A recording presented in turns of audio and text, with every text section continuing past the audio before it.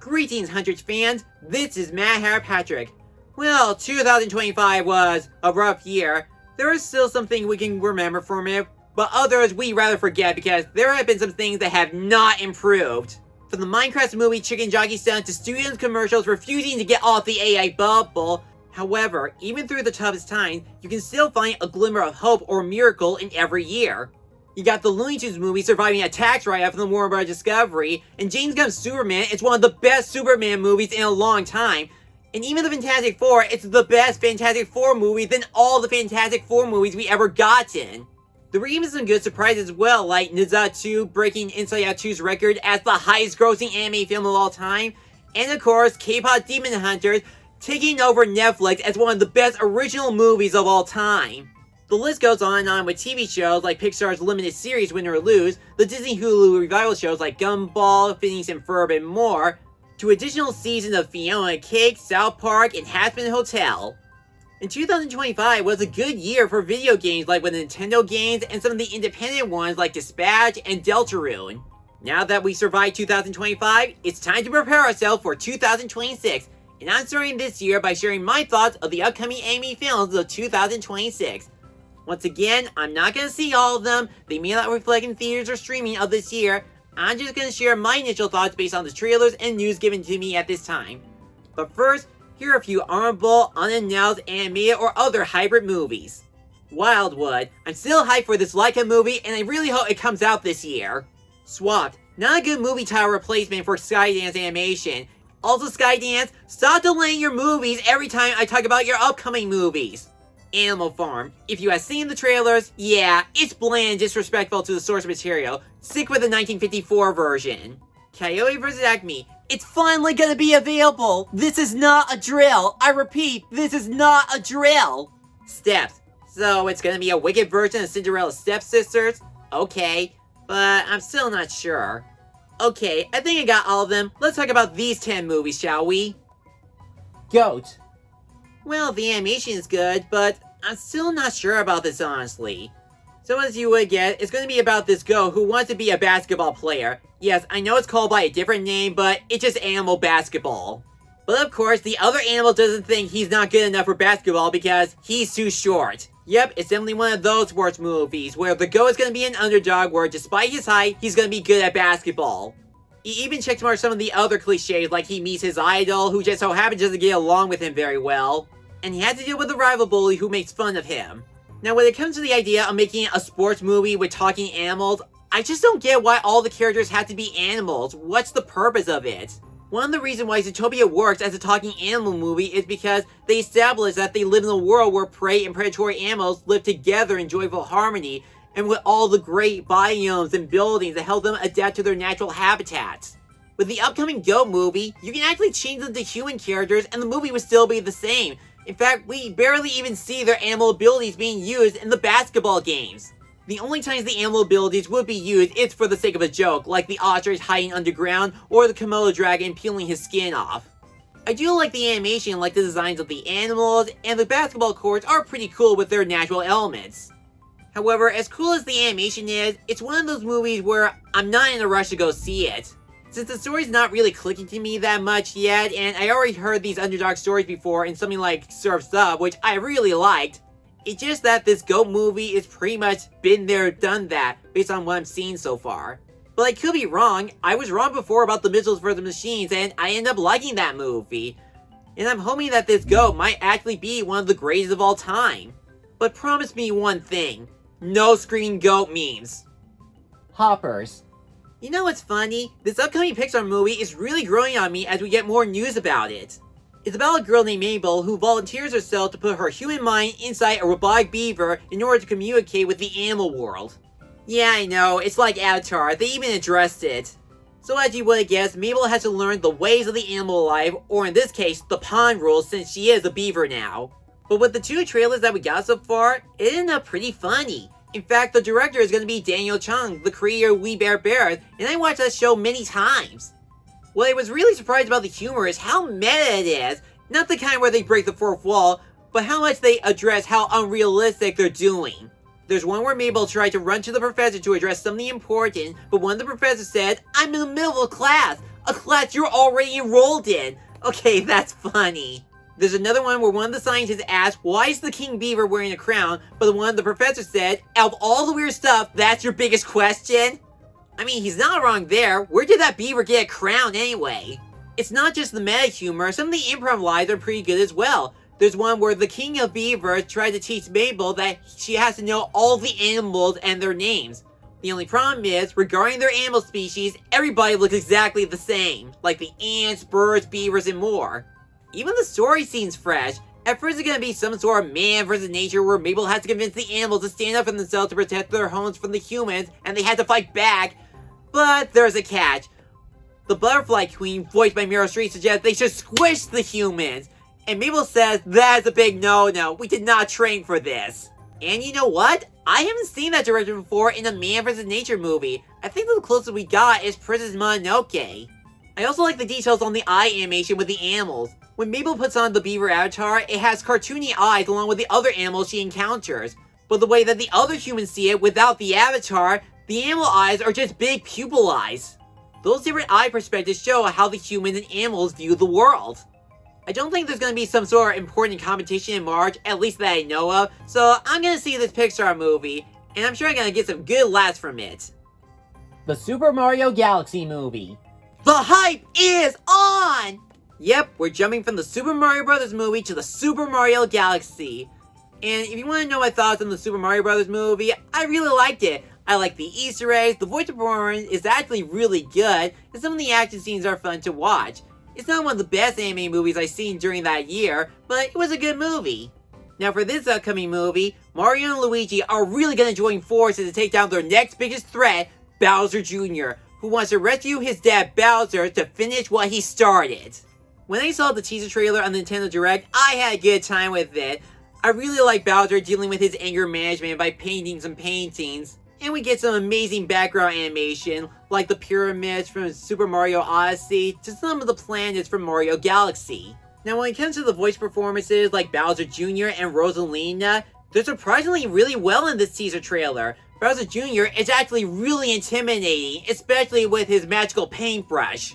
And yes, that Luigi kick was awesome, even if it hurt him a bit. Even Brie Larson did a great job portraying as Rosalina because she's not only one of the most powerful Mario characters, but she's one of the most complex ones out of the games. Oh, and by the way, Rosalina is my favorite Mario princess. She was super cool when she took down that robot with no sweat. We do get a glimpse where Rosalina tells a story to the Lumas, and she does sound motherly. So if that bit is true, we might get an adaptation to Rosalina's backstory, and keep in mind, it's one of the most emotional moments from the games. This one ended up being my most anticipated anime films of 2026, so I'm definitely looking forward to it. Toy Story 5. I ain't afraid of no sequel, and this one I'm optimistic about it. So you want to know my thoughts on the Toy Story movies? I love them, including the fourth one. It's still the best fourth movie, by the way. So in the first movie, it was about a life of being a toy, the second movie was about a life of being a collector's toy, the third movie had daycare toys, the fourth movie had antique toys, and the fifth movie is gonna have technology toys. Finally got a toy iPad named LeapPad, which is pretty much an iPad with a frog cover. So as you would guess, the next big threat is this Leapfrog iPad, along with the recall Buzz Lightyear toys. Yeah, I know, the Toys vs. Technology storyline has already been done before in other movies or the Christmas special. But the funny thing is, technology toys existed way before the iPad even existed, like, again, Leapfrog, or Disney Infinity, or LEGO Dimensions. And I'm not gonna lie, a toy Leapfrog villain just sounds funny to me. But that's not the reason why I'm optimistic about this movie, because this movie is not gonna be about Woody or Buzz Lightyear. It's actually going to be about Jessie. And I can see why they pick her as the main star of this sequel, because she wants to make sure that her friends doesn't get trapped in boxes like she did years ago. Remember in Toy Story 2 when she sings She Loved Me? During that flashback, her original owner stopped playing with her because she got too addicted with makeup and talking on the phone. That moment when Bonnie got a lily pad is equivalent to what happened to Emily when she got into makeup and got older. As for the rest of the characters, we don't get much out of them other than who's going to return, like Slinky, Rex, Ham, Buzz Lightyear, and of course Woody returns. But there are still some surprise characters that are going to appear, like Forky and Knifey are going to appear in Toy Story 5, and even the Potato Heads. But what's even cooler is Combat Carl is coming back, only this time, he's going to be voiced by Ernie Hudson, and that's awesome. But there are two recommendations I do have for this upcoming sequel. One, make the recalled Buzz Lightyears different from each other. We don't need to copy the entire storyline where Buzz Lightyear meets another Buzz Lightyear and everyone confuse him. Just simply show some specific different features on why the Buzz Lightyear toys were recalled in the first place and not replace the real Buzz Lightyear. And number two, don't retcon Woody's ending from Toy Story 4. You see, the reason why Woody decided to stay with Bo Peep as a lost toy was not for the sake of love or that Bonnie stopped playing with him anymore. It's just that he found a new purpose in his life after he completed his old one with Andy. In fact, being a lost toy is how he found Bonnie and how he found a new home for his friends in Toy Story 3. If they really are considering on making Woody come back home to Bonnie, they still need to multitask him on being a lost toy to help Bo Peep to find homes for the other toys. But since the director is going to be Andrew Stanton, one of the oldest Pixar members, I'm pretty hopeful what sort of direction he's going to give to this sequel. Will Toy Story 5 be the first best fifth movie? I don't know. We're just gonna have to wait and see to find out. Minions 3. Jeez, are they still making these? So, if you want to know my thoughts on the Despicable Me movies, they're mostly pretty good. Yeah, that's all I gotta say. I don't consider myself a fan of Despicable Me or anything. I don't even consider the franchise to be one of the best anime franchises out there. It's just that I stopped watching Despicable Me movies after Despicable Me 3. I haven't seen the second Minions movie or Despicable Me 4 because the trailers really show me way too much of what's going to happen. But making another spin-off sequel to Minions, what else is there from the Minions movie? I do know in the second Minions movie it was about Gru taking his first steps into villainy, but what else is there for a Minions 3? Is it going to be about Gru and how he became the biggest villain of all time? The only prediction I'm going to give from this movie is that it's going to be a box office hit because it's an Illumination movie. They never got a box office bomb ever. If you still like the Despicable Me movies, that's cool, more power to you. But for me, I'm just going to skip on this one. Paw Patrol, the Dino Movie. Second verse, same as the first, but unlike the Despicable Me movies, I have never watched a single episode of the Paw Patrol show. I don't even know the characters very well. All that I know is that it's a popular Nick Jr. show and it stars a bunch of heroic dogs saving the day. One's a police dog, one's a firefighter, one's a construction pup, and the rest are other heroic dogs. But what I was really surprised about these Paw Patrol movies is how successful they are into theaters. Despite the first movie being available in theaters and on streaming because of the pandemic, the first Paw Patrol actually made a lot of money in the end. The sequel, of course, grew bigger than its own predecessor, and that's why we have a Paw Patrol movie trilogy, with the Dino movie. The first movie had the regular heroic dogs and their vehicles, the second movie has superheroes, and in the next movie, it's going to have dinosaurs. What's going to be the next theme for the fourth Paw Patrol movie? Paw Patrol the Christmas movie? I know Paw Patrol is not some sort of deep and complex anime franchise, and we're not going to get any of that in this upcoming movie, but just like Minions 3, I'm going to skip on this one. I know kids will definitely have a blast with this upcoming Paw Patrol the Dino movie, but for me, I think I'll take my chances for the upcoming Bluey movie. Forgotten Island. This one fascinates me.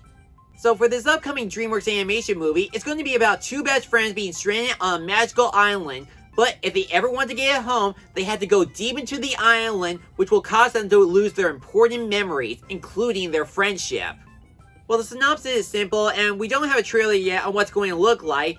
The concept of memory does intrigue me.